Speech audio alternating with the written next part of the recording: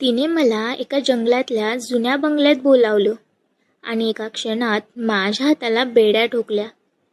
ज्या मुलीला मी माझं सर्वस्व मानलं होतं, तिने माझ्याच पैशांवर डल्ला मारून मला तिथेच मरण्यासाठी सोडलं होतं. तिला वाटलं की जंगलातल्या त्या अंधाऱ्या खोलीत माझा शेवट होईल, पण तिला हे माहिती नव्हतं की ज्या खोलीत तिने मला कोंडलं होतं, त्याच खोलीची चावी आणि या संपूर्ण खेळाचा मास्टर माइंड मी स्वतः होतो. हा एका प्रेमाचा शेवट नव्हता, तर एका अशा चक्रव्यूहाची सुरुवात होती जिथे शिकारीच शिकार बनणार होता. नमस्कार मित्रांनो, स्वागत आहे तुमचं आर ऑन अ मिशनवर.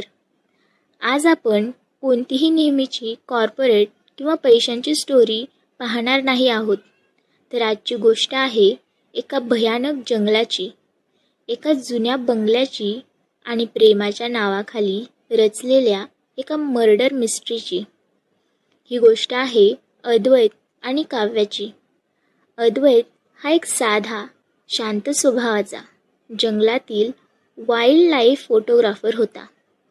त्याचा जगाशी जास्त संबंध नव्हता. तो निसर्गात आणि त्याच्या कॅमेऱ्यात रमायचा. याच दरम्यान त्याच्या आयुष्यात काव्य आली. काव्य दिसायला अत्यंत नाजूक आणि सुंदर होती. ती अद्वैतच्या फोटोग्राफीची फॅन असल्याचं भासवून त्याच्या जवळ आली. अद्वैत तिच्या प्रेमात इतका आंधळा झाला की तो विसरला की काही गोष्टी जितक्या सुंदर दिसतात तितक्याच त्या विषारी असतात.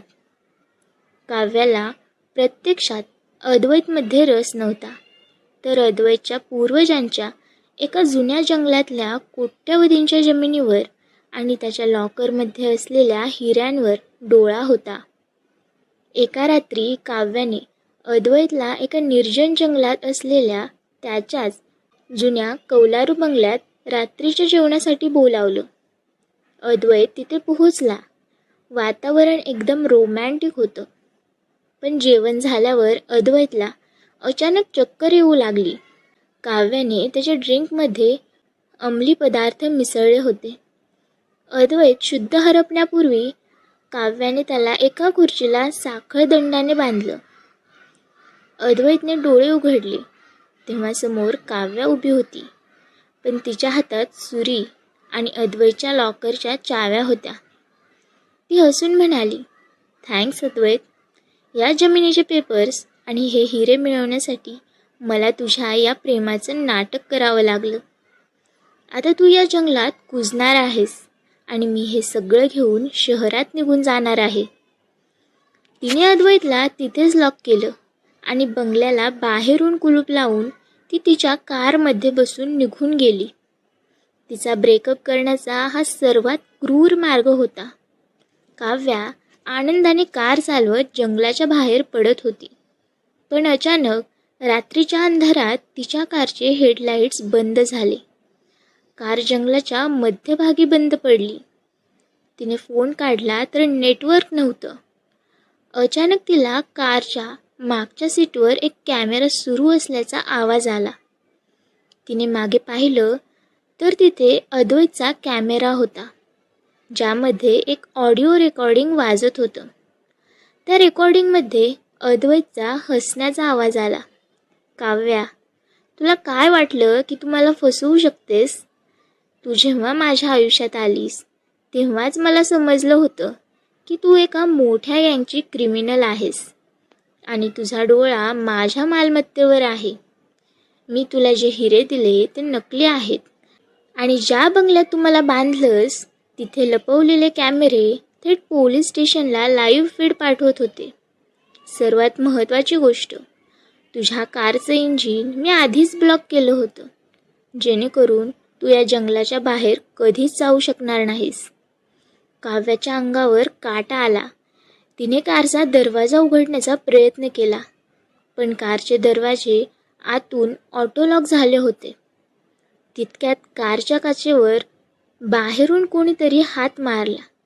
काव्याने घाबरून बाहेर पाहिलं. बाहेर पोलीस उभे होते आणि त्यांच्या मागे अद्वैत अगदी सुखरूपपणे उभा होता. त्याच्या हातात त्याचा कॅमेरा होता. अद्वैतने तिची फसवणूक ओळखली होती आणि तिच्याच बदल्याच्या प्लॅनला स्वतःच्या जाळ्यात ओढलं होतं. तिने त्याला संपवण्याचा प्रयत्न केला, पण त्याने तिला कायद्याच्या अशा कचाट्यात पकडलं जिथून सुटणं अशक्य होतं. प्रेम जेव्हा खोटं असतं तेव्हा बदला हा तितकाच भयानक आणि हुशारीचा असावा लागतो. काव्याला वाटलं की तिने एका साध्या फोटोग्राफरला हरवलं, पण तिला हे माहिती नव्हतं की तो तिच्या विनाशाचा प्रत्येक क्षण स्वतःच्या कॅमेऱ्यात टिपत होता. जर कोणी तुमचा विश्वास तोडत असेल तर शांत राहा. तुमची हुशारीच समोरच्याचा खेळ खल्लास करेल. मित्रांनो, ही पूर्णपणे वेगळी सस्पेन्स आणि जंगलातल्या बदल्याची गोष्ट तुम्हाला कशी वाटली? मला कमेंट बॉक्समध्ये नक्की सांगा. अशाच कडक सस्पेन्स आणि हटके स्क्रिप्टसाठी आर ॲनिमेशन चॅनलला आत्ताच सबस्क्राईब करा. धन्यवाद.